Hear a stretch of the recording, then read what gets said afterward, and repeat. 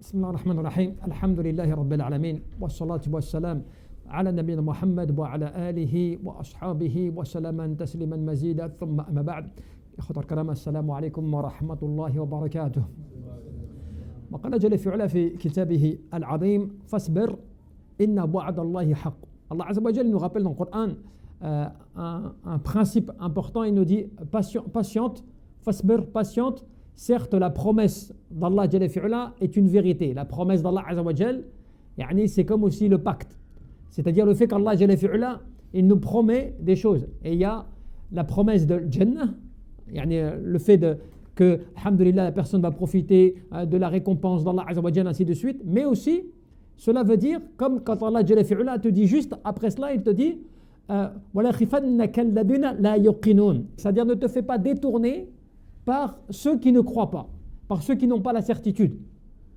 Donc, لا يقنون يعني لا يقنون بالميعاد ولا يصدقون بالبعث يعني بعد الموت والجزاء من الله جل في علاه. C'est-à-dire ne sois pas détourné ou ne te fais pas déconcentrer par le fait, si on peut dire, des personnes qui ne croient pas au fait de l'au-delà, de ceux qui ne croient pas ou qui n'ont pas la certitude du fait de la résurrection après la mort, ou bien de la récompense auprès d'Allah Jalla fi'ula. Donc ce qui veut dire que le mu'min, le croyant, il doit être attentif par le fait que quand il y a des gens ou autour de lui, ou là où il va vivre, les gens ne croient pas en ce à quoi il s'adonne, l'adoration d'Allah Jalla fi'ula, lui il doit tenir bon, il doit faire preuve de patience, de conviction, ce qu'on dit en fait al-yaqin, de certitude. Et c'est comme ça que les ulama, qu'est-ce qu'ils nous disent à la base? min al-qawa'id al-iman, parmi les fondements de la foi, qu'est-il? wal-iman billah jalla fi'ula qawlun wa 'amalun yazid bit-ta'ah wal hasanat wa yanqus bil ma'siyah wa bi ta'ati ash-shaytan. La foi, c'est quelque chose qui ne peut pas être. C'est pour ça qu'Allah Jalla fi'ula, il nous appelle par rapport à la foi souvent. Ya ayyuhalladhina amanu, ô vous qui avez la foi. Walladhina amanu, ceux qui ont la foi. Parce que la foi en Allah Jalla fi'ula, ce n'est pas simplement le fait de le dire. C'est-à-dire que c'est le fait de le dire, de le prononcer, mais aussi le fait de passer à l'action. Donc il y a le fait de le dire, la croyance et le fait de passer à l'action. Al-qalb wal-amal. C'est pas simplement on dit mais on fait. Et donc tous ceux qui vont augmenter, c'est-à-dire qui vont pour l'obéissance à Allah Jalla fi'ula, la foi elle va augmenter, ta foi elle va augmenter en Allah Jalla fi'ula dès que tu vas commencer à faire des bonnes œuvres. Par le fait d'agir, yazid bit-ta'ah, l'obéissance à Allah Azza wa Jal, wal hasanat, et les bonnes œuvres, elles vont augmenter ta foi. Par contre, dès que tu vas désobéir à Allah Jalla fi'ula, que tu ne vas pas respecter les règles d'Allah Azza wa Jal, et tu vas obéir à shaitan, à partir de là, ta foi, elle peut descendre, elle peut diminuer. كلما ازداد العبد عملا للخير ازداد إيمانه. Plus la personne va augmenter les bonnes œuvres, plus sa foi, elle va augmenter. Et c'est comme cela que quand tu veux ne pas pencher vers le mal, ou tu veux pas commettre des péchés, des choses comme cela, il faut obéir à Allah Jalla fi'ula et augmenter le hasanat, les bonnes œuvres. Comme cela, ça va augmenter ta foi et tu vas pas tomber dans les troubles. Tu vas pas tomber, le fitan, tu vois, toutes les épreuves, les choses comme cela, les tentations, ou les gens qui essaient de te détourner, tu vois, de la vérité. C'est pour ça qu'on dit que le cœur vivant,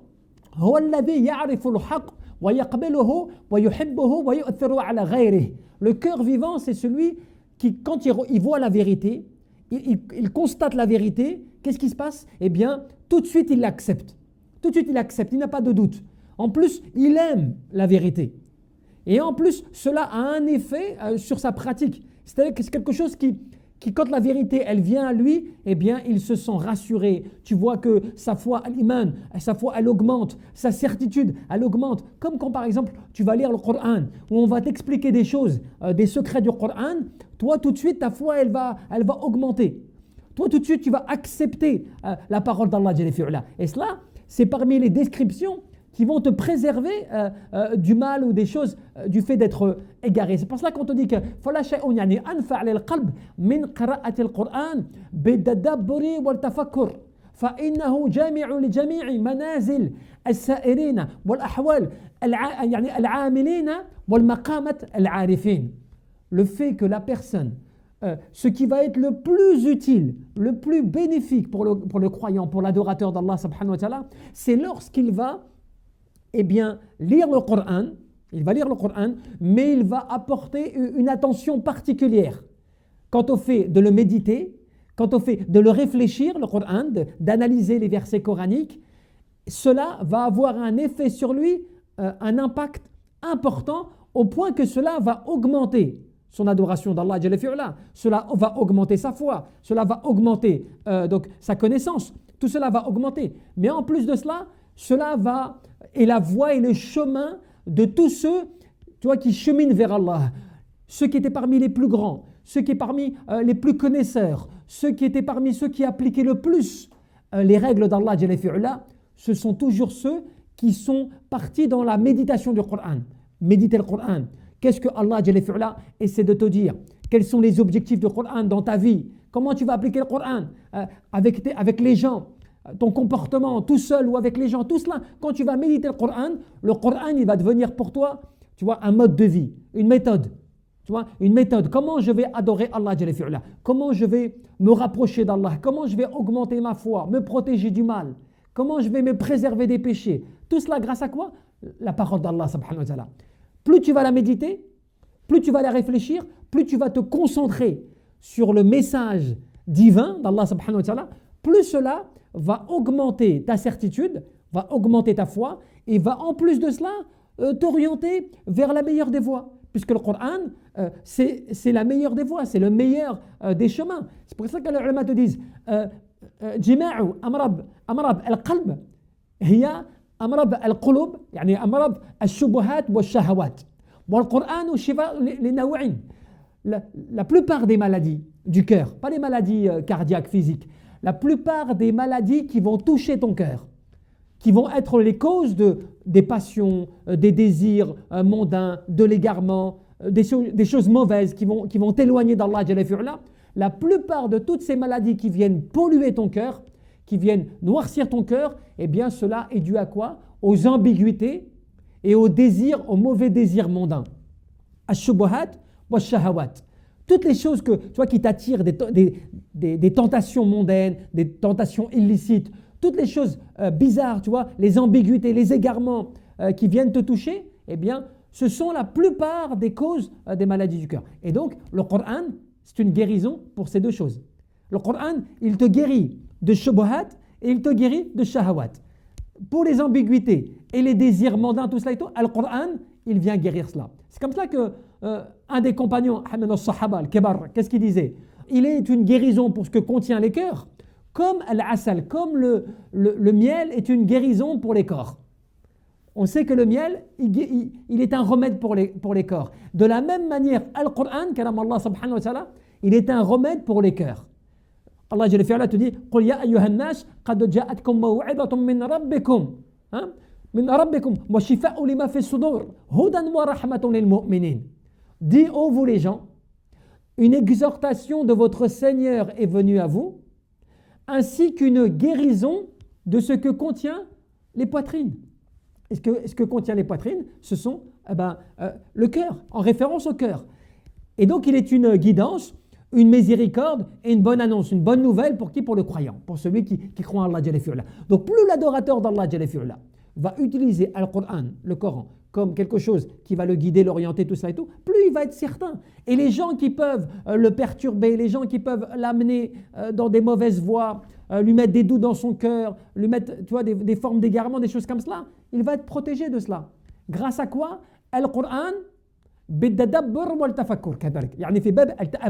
le fait que tu vas utiliser le Coran en le lisant, mais surtout en le méditant, en le réfléchissant, en l'analysant, des choses comme cela. فإن الله جل في علا قضى أن لا ينال ما عنده من نعيم العظيم من جنة النعيم إلا بطاعته يعني بالمعنى بطاعة الله عز وجل.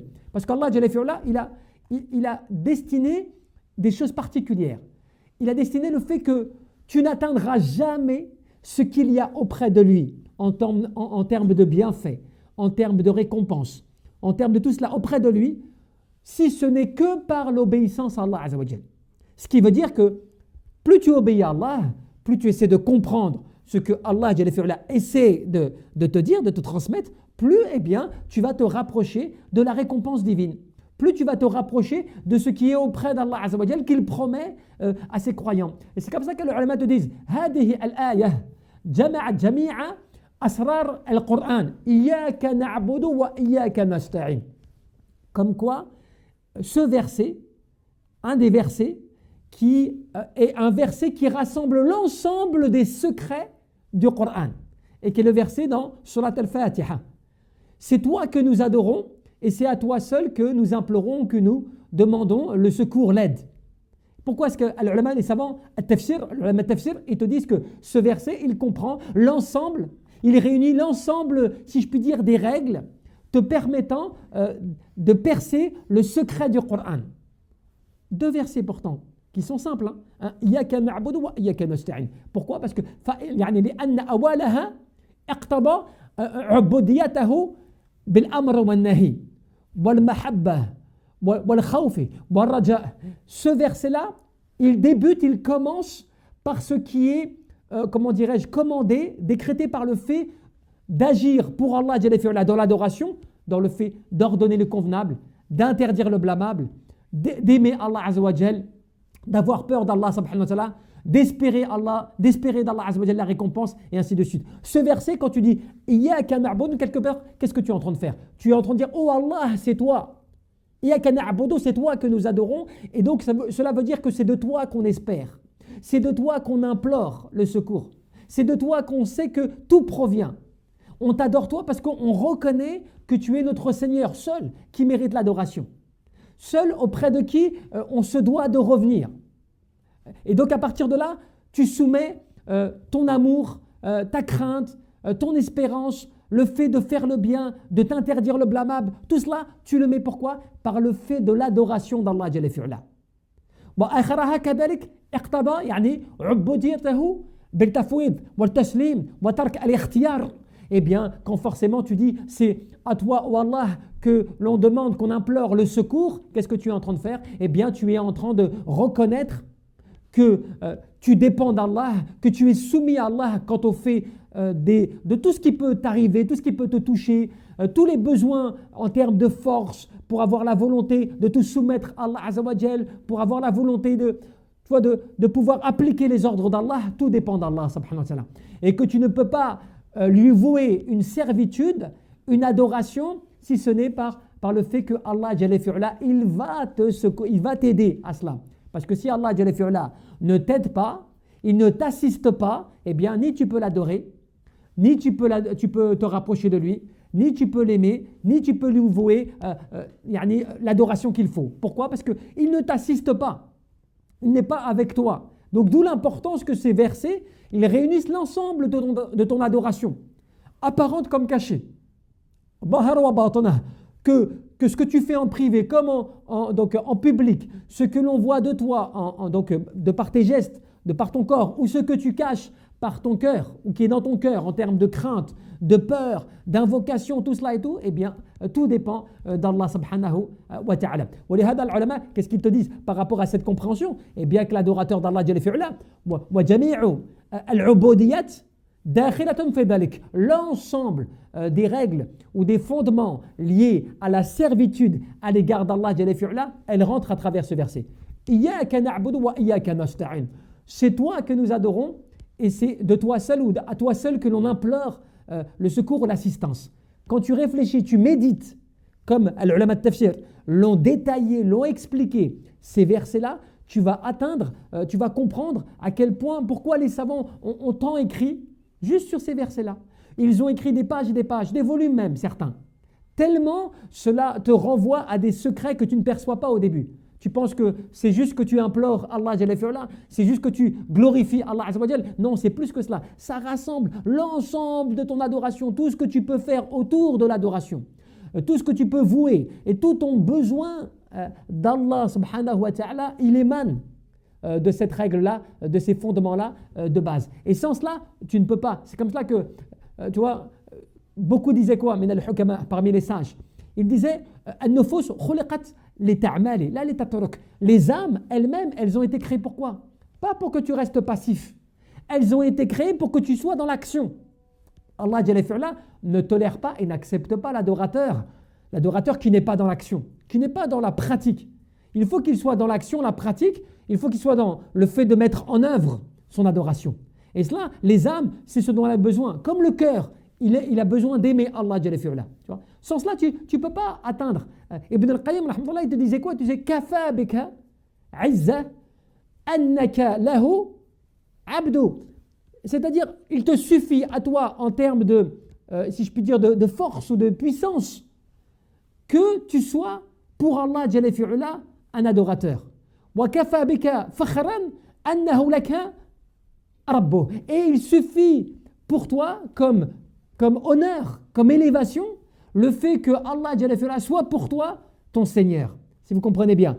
Le fait que toi tu sois l'adorateur d'Allah Jalla fi'ala et que Allah Azza wa Jal soit pour toi ton Seigneur, ça te suffit en termes d'honneur, en termes d'élévation, en termes, tu vois, de puissance, de force, tout cela te suffit. Donc ça te résume du fait de reconnaître le besoin d'adorer Allah Azza wa Jal et le besoin de demander l'assistance d'Allah Azza wa Jal. Parce que si tu ne fais pas cela, tu es voué, tu es perdu à toi-même, tu es voué à toi-même, tu ne peux rien faire. Et rappelez-vous encore une fois, l'adoration d'Allah Jalla fi'ala, le fait de le vouer al-ubudiyah, la servitude, tout cela, tous les prophètes, ils ont vécu cela.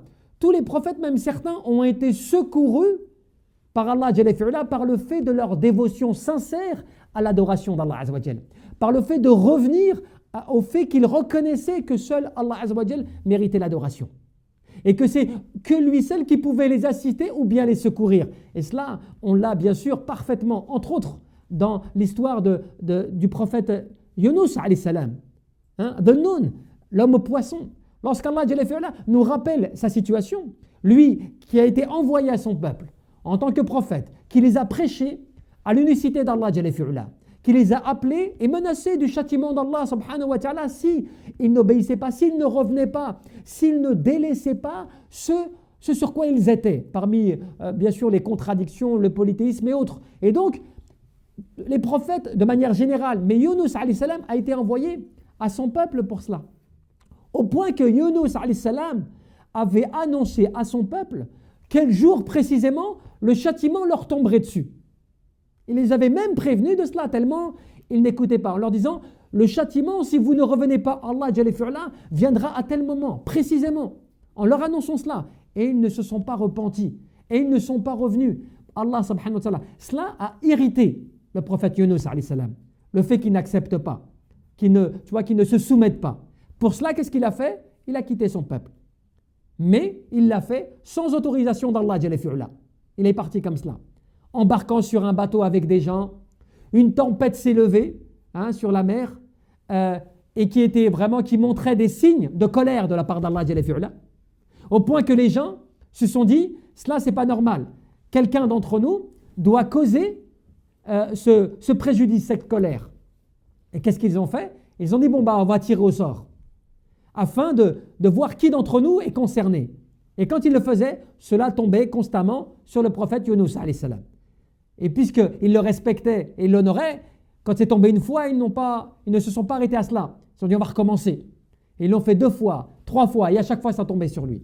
Et donc les hadiths nous rapportent d'un côté que les gens ont désespéré et eux l'ont jeté dans la mer. Et dans une autre version, c'est lui qui a compris, enlevé ses vêtements et il a plongé. Et Allah Jalla fi'ala, bil qadar, avec le décret, il a envoyé la baleine près d'eux qui a avalé Yunus alayhi salam. Wa dhannun id dhahaba mughadiban. Yunus a, donc quand Allah Jalla fi'ala nous rappelle que Yunus alayhi salam a quitté son peuple de manière en colère, il est en colère par le fait de son peuple qui n'a pas voulu accepter,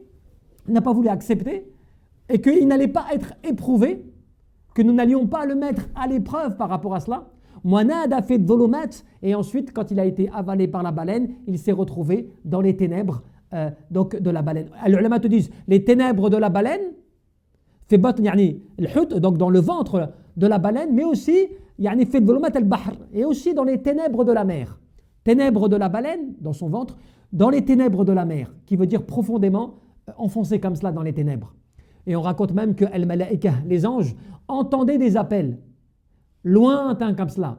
Et ils ont demandé à Allah Jalla fi'ala, oh Allah, nous entendons une voix que nous connaissons. Cette voix-là, nous la connaissons. Et elle implore et elle t'appelle au secours. Qui est ce serviteur qui, comme cela? Et Allah Jalla fi'ala a informé les anges que c'était le prophète Yunus alayhi salam. Les anges en ont fait les éloges, ainsi de suite. Et ce qui a sauvé Yunus alayhi salam, c'est le fait que, qu'est-ce qu'il y a fait dhulumat, il a appelé, il a imploré, bil tasbih, avec la glorification d'Allah Jalla fi'ala. La ilaha illa ant subhanak inni kuntu minaz zalimin. Il n'y a de divinité qui ne mérite l'adoration si ce n'est toi. Et certes, j'étais du nombre des injustes. Donc, les ulama te disent que fi hadihi al-kalimat, dans ces mots, il y avait quoi? Al-tasbih, bien sûr, la glorification. Donc cela veut dire al-tawhid, l'unicité d'Allah Jalla fi'ala. Le fait qu'ils reconnaissent que seul Allah Jalla fi'ala était capable, seul, en mesure de changer la situation, de transformer la situation, de le secourir. Bien sûr, avec quoi? Al-istighfar, la demande de pardon. Le fait que tu reconnais que tu es pardonné. Comme quand Adam alayhi salam est descendu de le Jannah, du paradis, après avoir mangé de l'arbre, du fruit, qui lui était interdit, il est descendu sur terre. Allah Jalla fi'ala lui a inspiré des paroles pour qu'il se repente, et Allah Jalla fi'ala a accepté cela, reconnaissant son injustice. Rabbana zalamana anfusana wa in lam taghfir wa tarhamna lakunanna minal khasirin. Wallah, nous avons certes été du nombre des injustes, et que si tu ne nous pardonnes pas et que tu ne nous accordes pas miséricorde, nous serons du nombre des perdants, de ceux qui seront perdus. Allah Jalla fi'ala lui a accordé ce repentir, lui a pardonné cela par le fait d'implorer Allah Jalla fi'ala seul, sachant que c'est lui seul qui est en mesure de changer la situation, et deux, al-istighfar, de reconnaître ad-dhulm, l'injustice à la nafsik, contre toi-même. Puisque lorsque tu commets des péchés, ad-dhulm wal-ma'asi, tu connais des choses comme cela, tu es injuste contre toi-même. Tu commets aucune injustice. C'est l'injustice à l'égard d'Allah Jalla fi'ala. La plus grande des injustices, c'est ashirk billah, bien sûr, le polythéisme, le fait d'associer à Allah Jalla fi'ala une autre divinité. Donc Yunus alayhi salam s'est secouru, a été sauvé au point qu'il n'est pas resté dans cette situation que Allah Jalla fi'ala a dit s'il n'avait pas imploré comme cela, nous l'aurions laissé jusqu'au jour de la résurrection. Allah Jalla fi'ala, par le fait qu'il l'a imploré, qu'il lui a demandé, en l'implorant par, bien sûr, l'unicité d'Allah Jalla fi'ala, reconnaissant l'adoration seule, fastajabana lahu. Fastajabana lahu, nous l'avons exaucé. Min al-gham. Et nous l'avons exaucé et nous l'avons secouru, sauvé de sa détresse dans laquelle il était.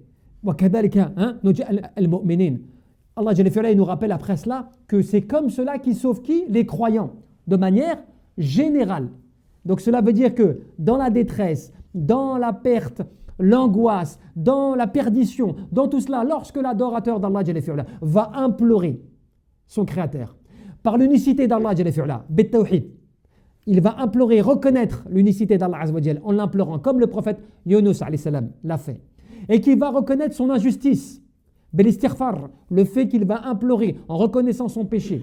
Donc cela veut dire, al-tasbih, tu reconnais, tu glorifies Allah Azza wa Jal, tu fais les louanges à Allah subhanahu wa ta'ala, et tu l'implores, en plus en reconnaissant ton injustice, eh bien Allah Jalla fi'ala va t'exaucer. Et ce n'est pas pour rien que le prophète sallallahu alayhi wa sallam, dans un hadith, en citant ce hadith, en citant ce récit, qu'est-ce qu'il dit? Il dit فَإِنَّهُ لَا يَدْعُ بِهَا. Il n'y a pas quelqu'un qui va invoquer par cette invocation, يعني رجل مسلم, un homme musulman, qui veut dire un musulman, ou musulmane, qui va invoquer par cela, إِلَّا اسْتَجَابَ اللَّهُ لَهُ, sans que Allah Jalla fi'ala, يعني في شيء قط إِلَّا اسْتَجَابَ اللَّهُ لَهُ, sans que Allah Jalla fi'ala va lui exaucer son invocation. Donc cela veut dire que la personne qui va dans une situation implorer Allah Jalla fi'ala, et en utilisant les paroles et les mots qu'ont utilisé Yunus alayhi salam, eh bien il peut être garanti que Allah Jalla fi'ala va lui exaucer son invocation. Donc il n'y a plus d'excuse pour le croyant, dans le sens où quand tu es dans la détresse, tu es dans l'angoisse, tu es dans une situation compliquée où tu sais que personne parmi les êtres humains ne peut désormais intervenir pour toi, tu implores Allah Jalla fi'ala, tu l'implores en invoquant et tu dis La ilaha illa ant subhanak inni kuntu minaz zalimin. Tu utilises ces termes-là, Allah Jalla fi'ala, eh bien, si tu es bien sûr bil ikhlas, sincérité, véracité dans ton invocation, Allah Jalla fi'ala va t'exaucer. D'une manière ou d'une autre. Fad'uni astajib lakum. Invoquez-moi, je vais vous exaucer. C'est une affirmation d'Allah Azza wa Jal. Une confirmation sur laquelle il n'y a pas de doute. Tu vas l'invoquer, il va t'exaucer. Simplement, il faut que pour cela, tu purifies ton attention, tu purifies ton adoration dans le fait que tu reconnais l'adoration d'Allah Jalla fi'ala seul, sans rien lui associer. Et bien sûr, le fait d'implorer, de reconnaître l'injustice, de reconnaître que tu commets vis-à-vis de toi-même, par le fait que tu es dans une situation où tu commets des péchés, des choses comme cela. Et Yunus alayhi salam nous a montré cet exemple. Prophète d'Allah Jalla fi'ala, prophète d'Allah envoyé par Allah Azza wa Jal, et il a quitté son peuple sans autorisation. Pour cela, Allah Jalla fi'ala l'a éprouvé. Mais pour l'humanité, pour voir l'exemple. Et Allah Jalla fi'ala l'a secouru après, grâce à quoi? L'imploration, la glorification et la reconnaissance de ses péchés. Et ensuite, la baleine l'a sauvé comme cela, et bien sûr l'a pardonné et l'a élevé en degré. Wallahu a'lam.